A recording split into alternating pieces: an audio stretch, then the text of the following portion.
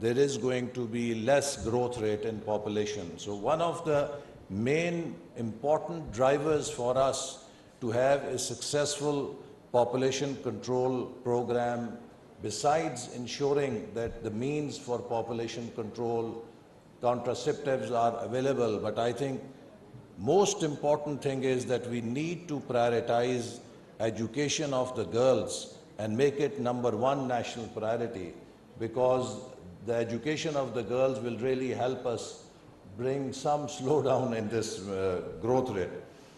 But looking at all these socio-economic reasons, there is also a major governance issue.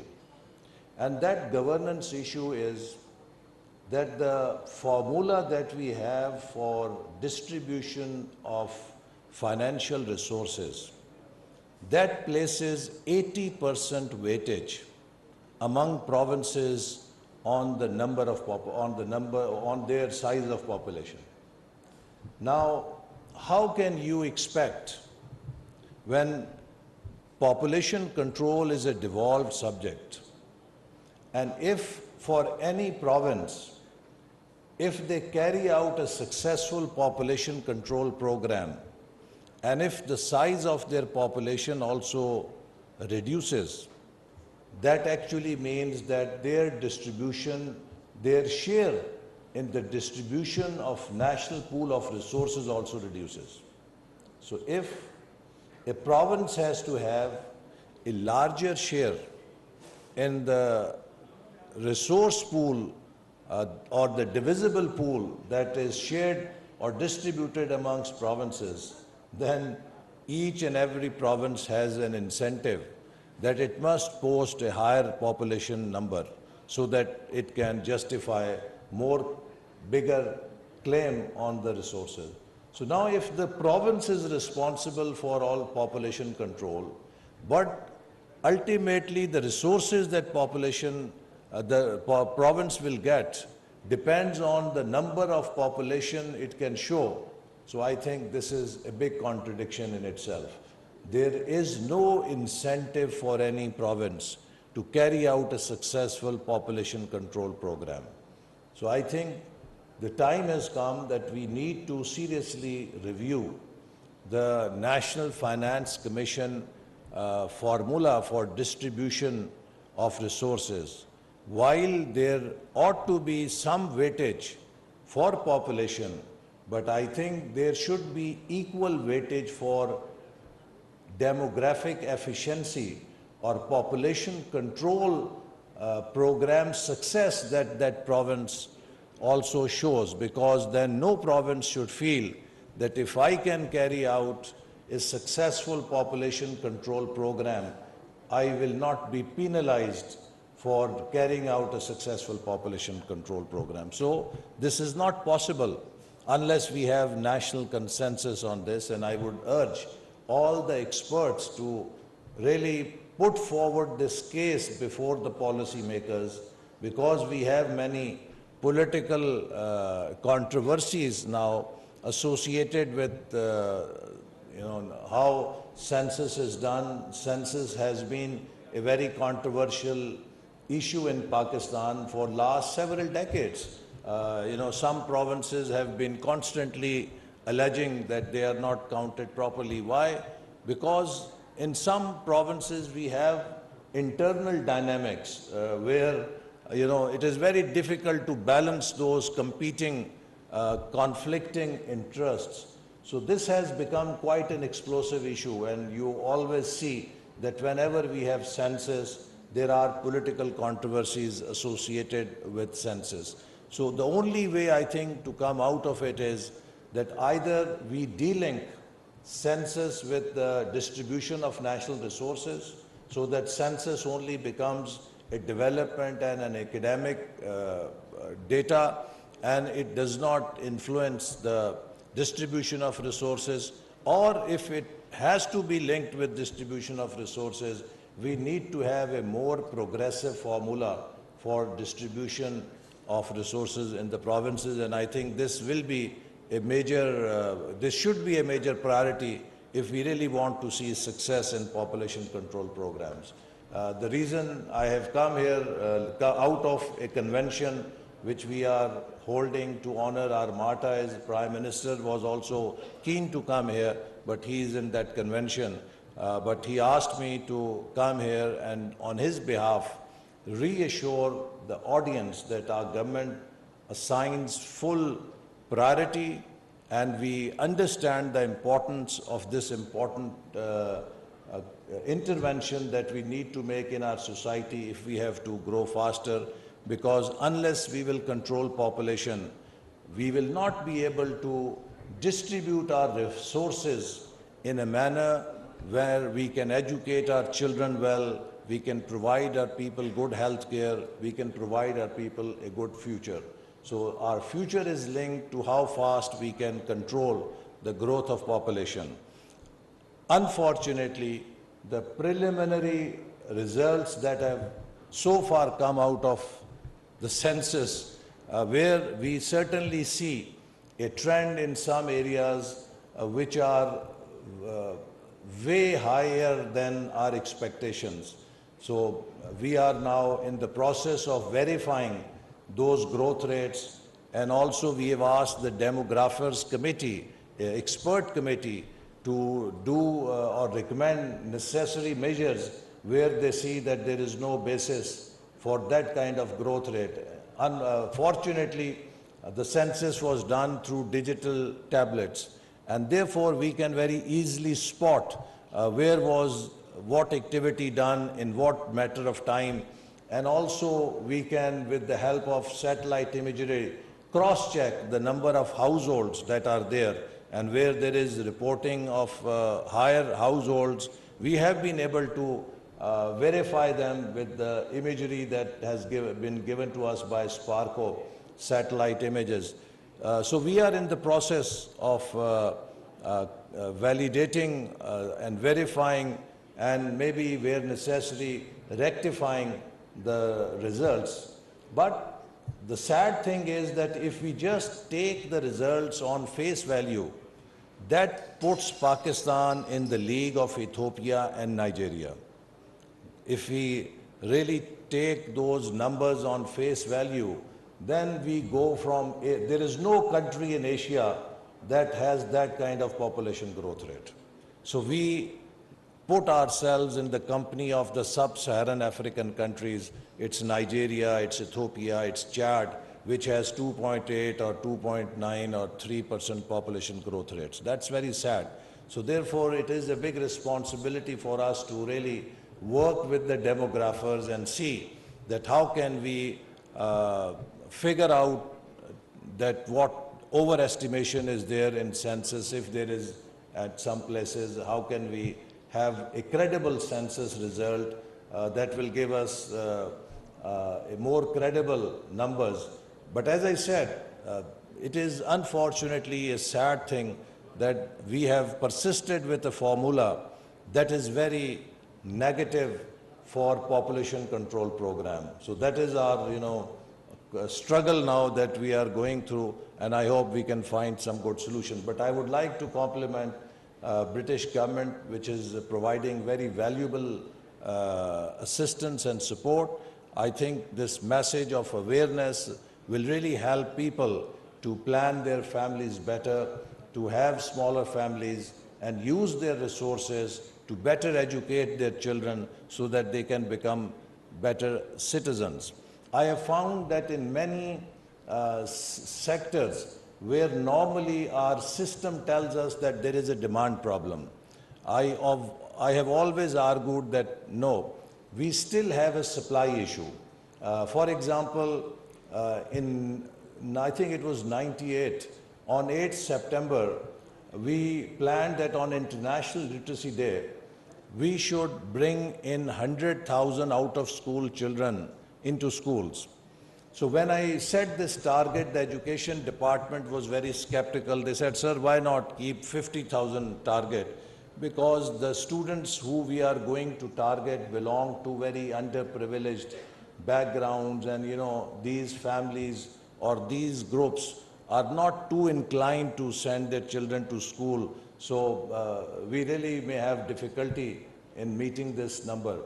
But I said, no, let's do a very effective mobilization campaign, and we should then go for 100,000 children to bring them into school. So with the help of UNICEF and the education departments, we sent out teachers to all those communities where we found that children were not enrolled. We eased their process of registration. And you know, end of the day, when the final results came, more than 800,000 children showed for enrollment. And unfortunately, then what we also found, that the schools did not have enough classrooms to hold those children into schools. And the other sad reality was that after 3 to 4 months, 50% of the students dropped out because we did not have enough teachers in the schools to hold or retain that enrollment. So it is still all these social areas where we are underperforming. Yes, there is a demand issue, but I still feel that it is a big supply issue. We have to take these services to the people so that they can avail them.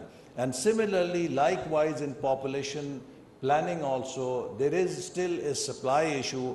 If we can take these services and provide, this education to our people, they will respond, and there is no reason that why should Pakistan have almost double population growth rate than India and Bangladesh, who are part of the same region. So therefore I compliment your efforts, but in the end I would like to say that we look forward in Ministry of Planning and Development to hear from you practical, actionable, doable ideas.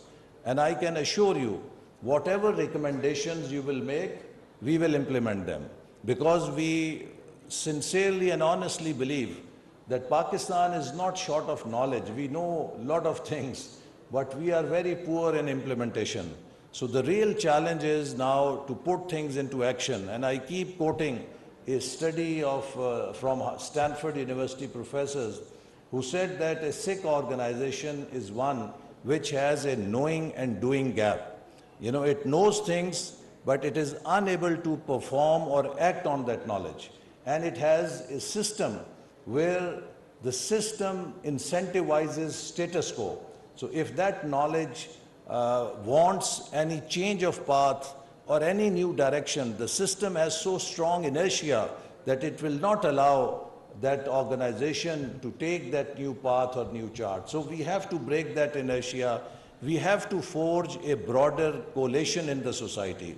You know, I am that one poor person who is not a professional politician. I am a professional in politics, and when I entered politics, each time I chose to pick Ministry of Planning because I wanted to do something professional for my country. In '97, we did Vision 2010. In 2013, we did Vision 2025. And on each occasion, those visions were interrupted by political developments.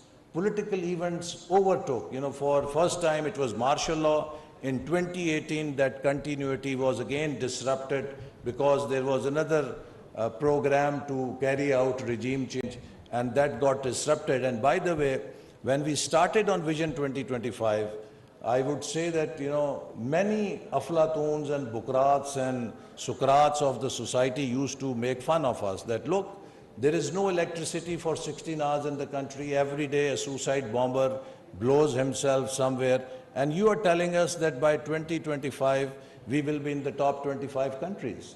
But because we were sincere to our program, we all worked hard.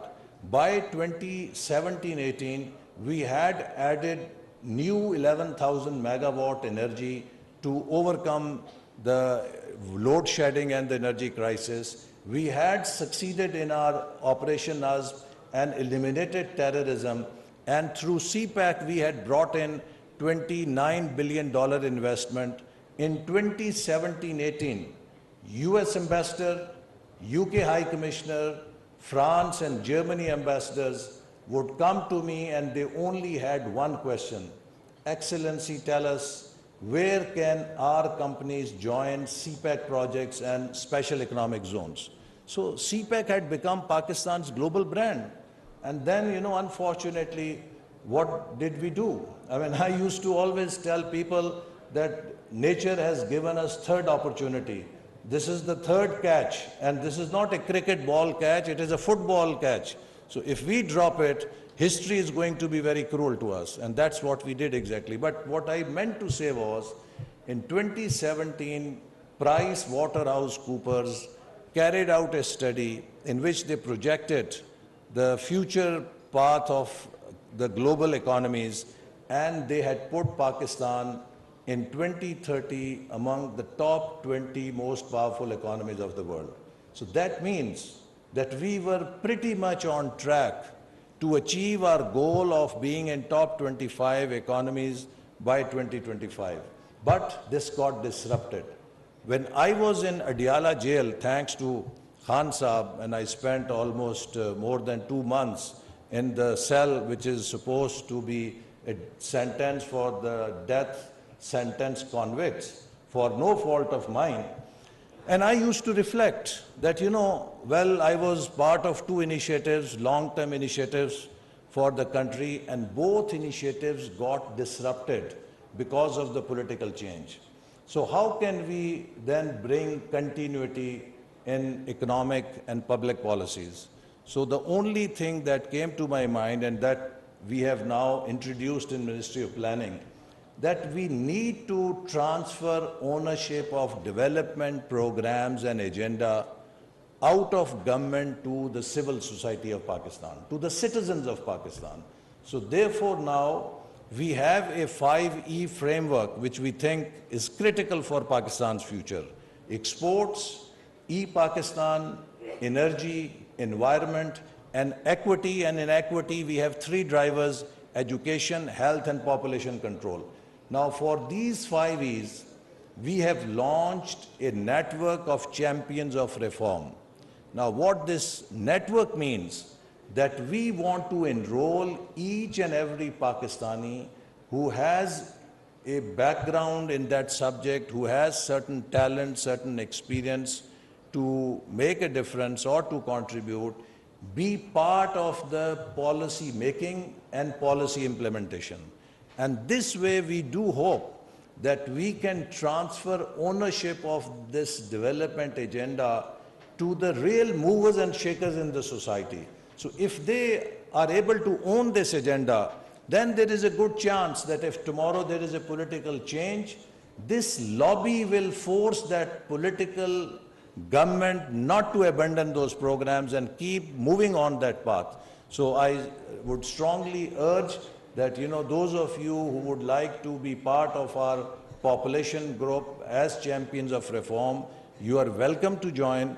And we would like to establish a strong partnership of government, academia, researchers, civil society, private sector, so that we can together work as a team, we can create positive synergy, because the task is such great that no single government can, I think, overcome these challenges. And we should be very clear that where we have reached, today we need solutions, we need leadership that can unite the nation. And any voice that divides us is not part of the solution, that will be part of the problem. So today we need to all work together, come together, create a positive synergy. We have the competence, we have the capability, we have the resources. If we only can have stability in the country and we learn to work through collaboration, I'm very hopeful that in next couple of years, we can not only turn around Pakistan, but we can really take a very fast path towards development. And in the end, once again, thank you, British High Commission and UK government for this support. And I sincerely look forward to your recommendations. And again, I would assure you that your recommendations will be not put in the stacks of library. We will implement them to the best of our capability. Pakistan Zindabad.